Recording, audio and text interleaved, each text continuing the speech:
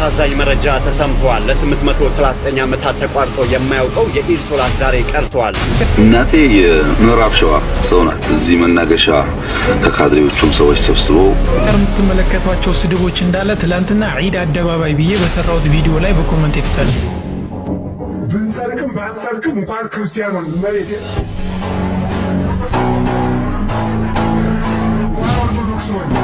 ሰላም ጤና ይስጥልን ውድ የቃል ሚዲያ ቤተሰቦች እንደምን ቆያችሁ? እግዚአብሔር ሰላም ከሁላችን ጋር ይሁን እያልን ወቅታዊና አዳዲስ መረጃዎችን ይዘን መጥተናል። ቪዲዮውን ከመጀመራችሁ በፊት ላይክ በማድረግ ጀምሮ እንዲሁም ሐሳብ አስተያየታችሁን የኮሜንት ሴክሽን ላይ ያስቀምጡልን። ቀጥታ ወደ ቪዲዮ እናልፋለን። ሰብስክራይብ ለምንድን ነው የማታደርጉት?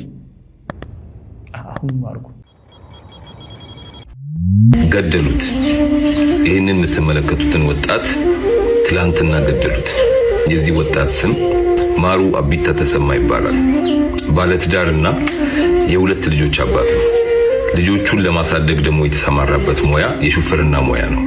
እናም ትላንትና ከጎንደር መተማ መንገድ ላይ መቃ የሚባል አካባቢ ጭነት ጭኖ እየተጓዘ በነበረበት ሰዓት ታጣቂዎች ይዘውት እሱንም ረዳቱንም ከመኪና ውረዱ በማለት በማስወረድ በጥይት ደብድበው ገለዋቸዋል። እንግዲህ ያስቡት፣ ረዳትን ምን ብለህ ትገላለህ? ነገውን የተሻለ ለማድረግ ብርዱ፣ ፀሐዩ፣ ዝናቡ እየተፈራረቀበት ሸራ ላይ እያደረ ቀን ለማሳለፍ የሚታትር ረዳትን መግደል ምንድን ነው የሚባለው? እስቲ በጣም የሚገርመው አምናም በዚህ ቦታ ላይ በአንድ ቀን ወደ 16 ምናምን የሚጠጉ ረዳትና ሹፌሮች ተገለውበታል። በአንድ ቀን ማለት ነው። እኔ የሚገርመኝ የታጠቃችሁ አካላት ማለት ነው። ሹፌር የትኛው ፖለቲካ ውስጥ ስላለ ነው የሚገደለው? በእናንተ እጁ ላይ መሪ እኮ ነው ያዘው። መሪ ጠመንጃ አልያዘ። ለምንድን ነው የሹፌሮችና የረዳቶች ግድያ ኢትዮጵያ ውስጥ ትኩረት ያጣው? ሹፌሮች በሙሉ እኮ ለአንድ ቀን የሥራ አድማ ቢያደርጉ እንደ ሀገር በጣም ነው የምንቃወሰው። ከምንበላው ነገር ጀምሮ ማለት ነው። የምንጠቀማቸው እያንዳንዱ ቁሳቁስ ነገሮች፣ ነዳጅ፣ እነሱ ቀን ሌሊት ሳይሉ ብርድ ሙቀት ሳይሉ እየሰሩ ነው እንደ ሀገር የምንጠቀመው። አንድ ቀን የሥራ አድማ ቢያደርጉ ግን እንደ ሀገር በጣም ነው የምንቃወሰው። ታዲያ በዚህ ልክ ለሀገር ወሳኝ ከሆኑ ለምንድን ነው ግድያቸው ትኩረት ያጣው? ድሮ እኮ የሹፌር ቤተሰብ የሚሰጋው ያው የያዘው ተሽከርካሪ ስለሆነ በሰላም እንዲገባ ነበር ስጋታቸው፣ አደጋ ሳይደርስበት ምናምን። አሁን ግን ስለ አደጋ አይደለም የሹፌር ቤተሰብ የሚሰጋው። ዘራፊዎች ወይንም ታጣቂዎች መንገድ ላይ ይዘው ገለውታል አልገደሉትም ነው ስጋቱ። ቤተሰቡን አስተዳድራለሁ ብሎ ልጆቼን አሳድጋለሁ ብሎ የሚንከራተት ስንት ሹፌር ነው በየበረሃው የተደፋው? ነገ የተሻለ ይሆናል ብሎ በብርዱ በፀሐዩ በዝናቡ ሸራ ላይ እያደረ የሚንከራተት ረዳት ስንት ነው በየበረሃው ተደፍቶ የቀረው? እባካችሁ ይህንን ቪዲዮ ላይክ፣ ሪፖስት፣ ሼር ያደረጋችሁ ለሚመለከተው አካል አድርሱ። ቢያንስ ባናተርፋቸው መሞታቸው መሰማት አለበት። አመሰግናለሁ።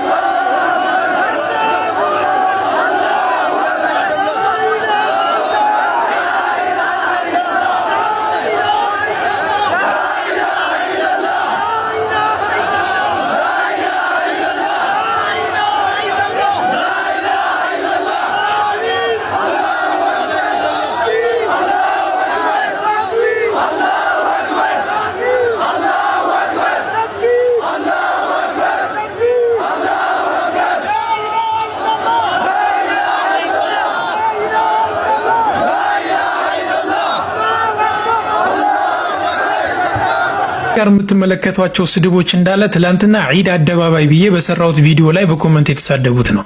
ይኸውላችሁ ለእናንተ መስቀል አደባባይ ከሆነ ለእኔ ደግሞ ዒድ አደባባይ ነው። ምክንያቱም እኔ ሄጄ መስቀል አላከብርበትም፣ ዒድ ነው የምሰግድበት። ስለዚህ ለእኔ ዒድ አደባባይ ነው። እየመረረህም ልትውጠው ይገባል። ዒድ ነው የምንሰግድበት፣ አደባባዩ የህዝብ ነው። ዒድ አደባባይ ደጋግሜ ይናገራለሁኝ። በዚሁ አጋጣሚ ደግሞ በሆስፒታል ለምናስፈጠራቸው ወንድሞች ኮመንት ላይ አካውንት ስለሚኖር አንድ ሰው 300 ብር ነው፣ የቻላችሁትን አስገቡ። እጅግ አሳዛኝ መረጃ ተሰምቷል። ለ839 ዓመታት ተቋርጦ የማያውቀው የኢድ ሶላት ዛሬ ቀርቷል። በአላስቃ መስጂድ ያልተጠበቀ ነገር ተከስቷል። የአላስቃ መስጂድ ለ22 ቀናት ተዘግቶ በመቆየቱ ዛሬ ኢድ ሶላት ሳይሰገድበት ቀርቷል። ይህ ሆነው በ839 ዓመታት ውስጥ ለመጀመሪያ ጊዜ ነው። በቪዲዮ እንደምትመለከቱት ውጪ ለመስገድ የሞከሩ ምዕመናን በእስራኤል ወታደሮች ጥቃት እየደረሰባቸውም ነው።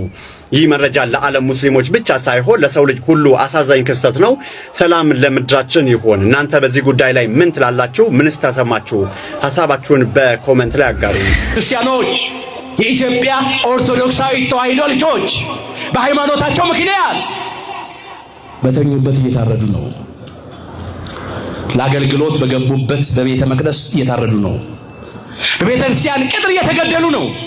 ሰው ሆነው ተፈጥረው ከአውሬ ከፍተው የሚኖሩ ምድራችን ላይ በቅለዋል። በኢትዮጵያ ምድር ላይ ዛሬ የምናየው እሱ ሁሌ የምንሰማው የሞት ዜና ነው። እግዚአብሔር በቃችሁ ይበለን። ይህን የመከራ ዘመን ያሳጥርልን። እግዚአብሔር ለበቀል ይነሳል። እግዚአብሔር ዋጋ ይከፍላል። የሰውን ደም የሚያፈሱ የነሱ ደም ሳይፈስ አይቀርም። የሰውን ደም የሚያፈርስ የሱ ደም ይፈሳል። እግዚአብሔር ሰውን በመልኩ ፈጥሮታልና ይላል ኦሪት ዘፍጥረት ምዕራፍ 9 ቁጥር 6 ላይ። ጊዜውን ጠብቆ እግዚአብሔር ይፈርዳል። እነሱ ክርስትናና ቤተክርስቲያንን ለማጥፋት ነው ክርስቲያኖች ላይ ዘመቱት። ግን እውነቴን ነው የምላችሁ፣ ቤተክርስቲያንም አጠፋም፣ ክርስቲያኖችም አይጠፉም። እንዲያውም ገና እግዚአብሔር ያበዛናል፣ ያሰፋናል። እግዚአብሔር ራሱ መስራቹ የቤተ ክርስቲያን መስራቹ ክርስቶስ መስዋዕት ሆኖ ነው የመሰረታት። ከዚያም በኋላ ያስፋፏት ቅዱሳን ሐዋርያት፣ ጻድቃን፣ ሰማዕታት፣ እውነተኞቹ ሃይማኖት አባቶች፣ እውነተኞቹ ሊቃውንተ ቤተ ክርስቲያን ስጋቸው እየተቆረሰ ደማቸው እየፈሰሰ ነው። በሰማዕታት ደም ነው ክርስትና የተዘራው። ስለዚህ ያ ይሆናል። አትደንግጡ፣ አይዟችሁ፣ ይህም ቀን ያልፋል። እኛ ወደ እግዚአብሔር እንጩ፣ ወደ እግዚአብሔር እናልቅስ። በግፍ የሚገደሉ በሃይማኖታቸው ምክንያት የሚገደሉ የዘመኑ ሰማዕታት ናቸው። በረከታቸው ይደርብ። የዘመኑ ሰማዕታት ናቸው እነሱ። ግን ለራሳችን እናልቅስ፣ ለራሳችን እንዘን። አይዟችሁ፣ ተስፋ አትቁረጡ፣ አታማሩ። ዛሬ ያለው በሀገራችን በኢትዮጵያ ሌላው ታልፎ መስጠት ሳይሆን ሌላውን አሳልፎ መስጠት ነው። ወገን አሳልፎ መስጠት ነው። በተለይ ክርስቲያኖቹ ታልፎ እየተሰጡ ነው። በየጊዜው አስከሬን ነው የምንቆጥረው። የሞት ዜና ነው የምንሰማው። ሰው ያወቀው ፀሐይ የሞቀው የአደባባይ ምስጢር ነው።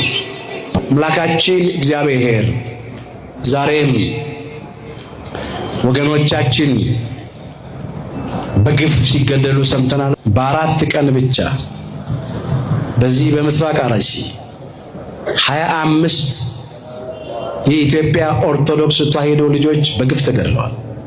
ከ2 ዓመት ሕፃን ልጅ አንስቶ እስከ 75 ዓመት አረጋዊ። ምን ያውቃል? አሁን የ2 ዓመት ሕፃን ልጅ ምን ያውቃሉ? የ75 ዓመት አረጋዊ ክርስቲያኖች ስለሆኑ ብቻ። አሁን የቀርቡን ነው የምነግራችሁ እኮ በየጊዜውማ ብዙ አልፏል።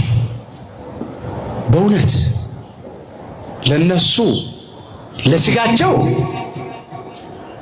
የክብር ትንሣኤ፣ ለነፍሳቸው አሁን በገነት ኋላም በመንግሥተ ሰማያት የክብር ረፍት ያድልልን። ወገኖቻችንን ላጡ ለቤተሰቦቻቸው ለዘመዶቻቸው ሁሉ እግዚአብሔር አጽናኙን መንፈስ ይላክልን። ለጨካኞቹ ለእለኞቹ እግዚአብሔርን ለማይፈሩ ሰውን ለማያፍሩ በንጹሃን ደም ለሚታጠቡ ለዲያብሎስ የግብር ልጆች እግዚአብሔር ልብ ይስጣቸው። የማይመለሱ ከሆኑ ደግሞ የሚያውኳችሁ ይቆረጡ ነውና እግዚአብሔር ይቁረጣቸው። እኛ እንዲመለሱ እንጮኻለን። በማንም ሰው ጥፋት አንደሰትም። ያደረባቸው ዲያብሎስ ነው። ይሄን የሚያሰራቸው ዲያብሎስ ነፍሰ ገዳይ ስለሆነ፣ ግን የማይመለሱ ከሆነ ግን የሚያውኳችሁ ይቆረጡ ነው የሚለው። እግዚአብሔር ይቁረጣቸው። እግዚአብሔር አምላካችን በቸርነት የሁላችንን መጨረሻችንን ያሳምርልን። ይቆያል። ለሚፈነግል ወድበር ብለው፣ ለሚጠፋ ብር ብለው፣ ለሚቀር ምድራዊ ክብር ብለው፣ ለስጋዊ ጥቅም ብለው እኔ ይበልጥ እያሉ የድሃውን ልጅ ያጋድሉታል። በጎጠኝነት እየተመላለስን የገሌ ቋንቋ የሚናገር እያለን እዛ ውስጥ ያለን ሰዎች ከዚያ እንውጣ። እናቴ የምዕራብ ሸዋ ሰው ናት። እዚህ መናገሻ ነው ተወልዳ ያደገችው። የእናቴ የመሐላ ጥጓ ማረሚ ነው። የመናገሻ ማርያም የመጨረሻ የመሐላ መጨረሻዋ ነው። አባቴም ልጆቿም ማረሚ ካለች ድጋሚ ያን ጉዳይ አነሱ ሞተ ማለት ነው። እና እናቴ ከእድሜዋ ከሀያዎቹ ካለፈ በኋላ ነው ወደ ጅማ ሄደችው። ወደ ጅማ ሄደችው ወንድሟን ፍለጋ ነው። ወንድሟ ቀደም ብሎ ሄዶ ነበር። ወንድሟን ፍለጋ ሄዳ ወንድሟ ደግሞ ከአባቴ ጋር በጋራ ይሰሩ ነበርና እዛ ተዋወቁ። ከአባቴ ጋር ተጋቡ። በሻሻ የምትባል ከጅማ አጋሩ 45 ኪሎ ሜትር ከዛ ደግሞ አንድ 16-17 ኪሎ ሜትር በሻሻ የምትባል ትንሽዬ መንደር ምናልባት እኔ ባለሁበት ጊዜ 2000 የሚሞላ ሰው የሚኖርባት ትንሽዬ መንደር ናት። ቤተሰቦቼ ያው እንደማንኛውም የኢትዮጵያ ቤተሰብ ድሃ ቤተሰብ ነው ያለኝ። መደብ ላይ ነው ያደግኩት። እናቴ በጣም ሲበዛ ብርቱ ሴት ናት። በአንድ ጊዜ 2-3 ድስት የሚጥዱ አይነት ሴቶች ማለት ነው። ጀግና ናት ሲበዛ። አባቴ ከእናቴ ውጪ ሚስቶች አሏቸው። 13 የሚባለው በጣም አንሶ ነው። በአንድ 2-3 ብታባዡ ጥሩ ነው። ነገር ግን የኛ ሀገር ሰው የሞቱትን አይቆጥርም። እናቴና አባቴ 9 ልጅ ወልደዋል። እኔ 9ኛ ልጃቸው ነኝ ለእናቴ። አባቴ ከዛም በኋላ ወልደዋል ብዙ። አስተዳደጌ እንግዲህ ያው በገጠር እንዳደገ ሰው፣ ቲቪ አይቶ እንደማያውቅ ሰው፣ መብራት አይቶ እንደማያውቅ ሰው፣ የቧንቧ ውሃ ጠጥቶ እንደማያውቅ ሰው ነው እድገቴ። ከምንጭ ነው ውሃ የምንቀዳው። መብራት የሚባል እኛ ሀገር አልነበረም። እኔ 6ኛ ክፍል ጨርሼ 7ኛ እስከገባሁበት ጊዜ ድረስ አምፖል እኛ ሀገር አልነበረም። እንደዛ አይነት ነው። በፋኖስ ነው፣ በኩራዝ ነው። ፋኖስማ የሀብታሞች ነው። በኩራዝ ነው።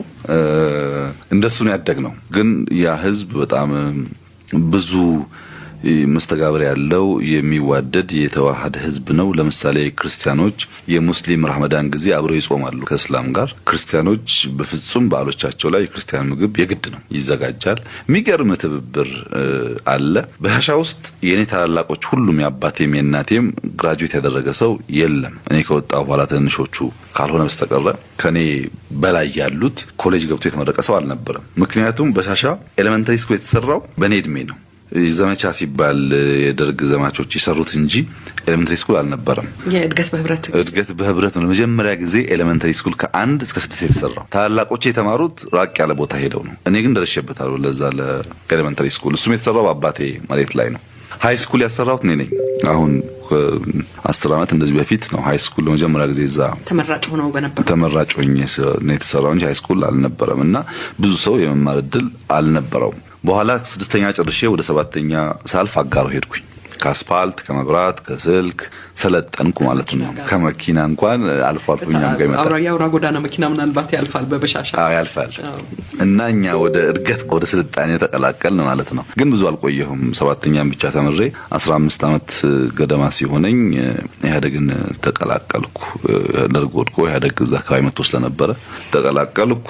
ለተወሰነ ጊዜ አመት አካባቢ የሚሆን እዛው በካድሬነት አገሬ ሳይሆን ራቅ ብዬ በጅማ ዞን ውስጥ ወደ አትናጎ አካባቢ ሊሙ የሚባል አካባቢ ሰራ ነበር። በጣም ልጅ ነኝ። ማንጁስ የሚባሉ ህፃናት አይነት የሚሰሩት ስራ ነበር የምሰራው። በኋላ ኦህዴድ 2 ብርጌድ ብቻ ነበረው።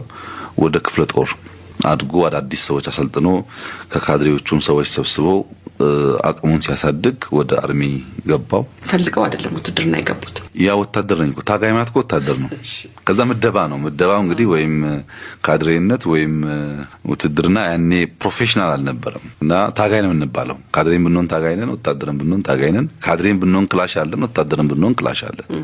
ብዙ ልዩነት ያለው አይደለም። ግን በጣም ደስ እያለኝ ነው ደግሞ የሄድኩት። ምክንያቱም ራቅ ያለ ቦታ መሄድ ያስችል ስለነበረ እና ውትድርና ውስጥ ወለጋ አካባቢ ነበርኩ ብዙ ቦታ፣ ሸዋም ብዙ ቦታ ነበርኩ። በኋላ ወደ ሩዋንዳ ሰላም ለማስከበር ዘምቼ ነበር። ከሩዋንዳ ከመጣሁ በኋላ ነው እንግዲህ ወጣ ገባ እያልኩም ቢሆን አዲስ አበባ የመኖር እድል ያገኘሁት። ሩዋንዳ በጣም ጥሩ ጊዜ እንዲሁ ይገርመኛል እኮ በአንዱ ቃል ኪዳናቸው እስከ 120 ትውልድ፣ በአንዱ ቃል ኪዳናቸው እስከ 100 ትውልድ፣ በአንዱ ቃል ኪዳናቸው እስከ 70 ትውልድ፣ በአንዱ ቃል ኪዳናቸው ደግሞ እስከ 60 ትውልድ ድረስ የሚያስምሩ ድንቅ አባት ነገ መጋቢት 13 ባለ 12 ክንፉ ኢትዮጵያዊ ቅዱስ ልዑል እግዚአብሔር በራሱ አንደበት ከስልጣኔ ስልጣንን፣ ከክብሬም ክብርን፣ ከጥበቤም ጥበብን፣ ከተአምራቴም ተአምራትን፣ ከስጦታዬም ስጦታን፣ ከትዕግስቴም ትዕግስትን፣ ከፍቅሬም ፍቅርን፣ ከትሕትናዬም ትሕትናን፣ ከባለሟልነቴም ባለሟልነትን ሰጥቻለሁ። ለቅድስት ሥላሴ ከሚገባ ስግደት እና ፍጥረታትን በስልጣን ከመፍጠር ውጪ ማንኛውም ፍጥረት ከስልጣን በታች ሆኖ ይገዛልህ የሚል ቃል ኪዳን የተሰጣቸው ድንቅ አባት ገና በ7 ዓመታቸው ሙሉዎቹን የአዋጅ አጽዋማት ይጾሙ የነበረ፣ በ7 ዓመታቸው ይህንን ዓለም አታሳየኝ ብለው ዓይናቸውን ያሳወሩ፣ በስልጣነ ቃላቸው ፀሐይን ገዝተው ያቆሙ፣ ከ24ቱ ካህናተ ሰማያት ጋር በፈለጉት ጊዜ እየሄዱ ያጥኑ የነበረ፣ እንደ አባታችን እንደ አቡነ ተክለ ሃይማኖት በመቆም ብዛት አንድ እግራቸው የተሰበረ፣ እጅግ በሚደንቅና ከአእምሮ በላይ በሆነ ሁኔታ ለ7 ቀናት በየቀኑ ለ7 ሰዓታት ያክል ሲኦል ገሃነመ እሳት ውስጥ እየገቡ ጸሎት ያደርጉ ነበር። አብዛኞቹ ቅዱሳን አባቶቻችንና እናቶቻችን በምልጃቸው ነፍሳትን ያስመራሉ። አንዳንዶቹ በተሰጣቸው ስልጣን ሲኦል ውስጥ እየገቡ ነፍሳትን ሊያወጡ ይችላሉ እንጂ ሲኦል ውስጥ ገሃነመ እሳት ውስጥ ገብቶ ጸሎት ያደረገ ቅዱስ እስካሁን ድረስ አልሰማንም። ሊቀ ጵጵስናን ከባለቤቱ ከመድኃኔዓለም እጅ የተቀበሉ፣ ስማቸውም አቡነ ዘርአብሩክ ብሎ በራሱ በባለቤቱ የወጣላቸው፣ የእጅ መስቀላቸውንም በአምላካዊና በክቡራን እጆቹ ባርኮ የሰጣቸው፣ በተሰጣቸው 12 ክንፍ ገሃነመ እሳትና የሰማይ ደጆችን አልፈው ሄደው በቅድስት ሥላሴ መንበር ፊት ይቆሙ ነበር። መጽሐፋቸውን የእጅ መስቀላቸውንና መቋሚያቸውን ለአባይ ወንዝ አደራ ሰጥተው ከ5 ዓመት በኋላ ተመልሰው መጽሐፋቸውን ከአባይ ወንዝ ሳይበሰብስባቸው የተቀበሉ፣ በዚህም የተነሳ በአባይ ወንዝ ውስጥ ለረጅም ዓመታት ቆመው የጸለዩ፣ በዚህም ደግሞ መድኃኔዓለም ኢየሱስ ክርስቶስ በዚህ በአባይ ወንዝ መድኃኒት ይሆነኛል ብሎ ፍጹም እምነት ኑሮት የተጠመቀ ሰው እስከ 60 ትውልድ ድረስ እምርልሃለሁ ተብሎ ቃል ኪዳን የተገባላቸው፣ ላልተጠመቁ አረማውያንና አሕዛባውያን ትልቅ ቃል ኪዳን ያላቸው እኒህ አባት በእሳቸው ቃል ኪዳን ላመነ ሰው፣ የእሳቸው ቃል ኪዳን ለተማመነ ለተማጸነ ሰው በሀገሪቱ ላይ ራብ ችግር ሆኖ የእህል ዋጋ በወርቅ ሚዛን ቢመዘን እንኳን የእርሳቸው ልጅ የሆነ በሙሉ እንደማይራብ ትልቅ ቃል ኪዳን ተቀብለዋል። ለዚህም ማሳያ የሆነ ዘንድ የ1977ቱን ረሃብ ማንሳት ይቻላል። አጠቃላይ በኢትዮጵያ አውራጃ ያሉ ህዝቦች በሙሉ ሲራቡ አብዛኞቹ ተስፋ የሆናቸው የጎጃም ህዝብ እንደነበር ይታወቃል። ምክንያቱም እርሳቸው ጎጃም ላይ ቃል ኪዳናቸው የጸና ስለነበር ነው። እሳቸው ለዓለም እንዲተርፉ መድኃኔዓለም ቢሰጠንም ትውልዳቸው ግሽ አባይ፣ እረፍታቸው ደግሞ አዴት ጺማ ስለነበረ የዚህ አካባቢ ሰው ደግሞ እሳቸውን በቃል ኪዳናቸው ይማጸን ስለነበረ የ1977ቱን ረሃብ ሊቋቋም ችሏል ማለት ነው። እኒህ ስም አጠራራቸው የከበረና የከበደ እዚህች ምድር ላይ ለ482 ዘመን ሲኖሩ የሰሩትን ድንቅ ስራ እንደኔ ያለ ወራዳና ኃጢአተኛ ተናግሮ ሊጨርስላቸው የማይችለው ታላቁ አባታችን አቡነ ዘርአብሩክ ነገ መጋቢት 13 የወርሃዊ በዓላቸው ነው። መድኃኔዓለም ኢየሱስ ክርስቶስ ከታላቁ አባታችን ከአቡነ ዘርአብሩክ ረድኤት፣ በረከት፣ ምልጃ፣ ቃል ኪዳን፣ ፍቅር አይለየን። አሜን። ይቆየን። ብንሰርቅም ባንሰርቅም እንኳን ክርስቲያን ሆን መሬቴ እንኳን ኦርቶዶክስ ሆን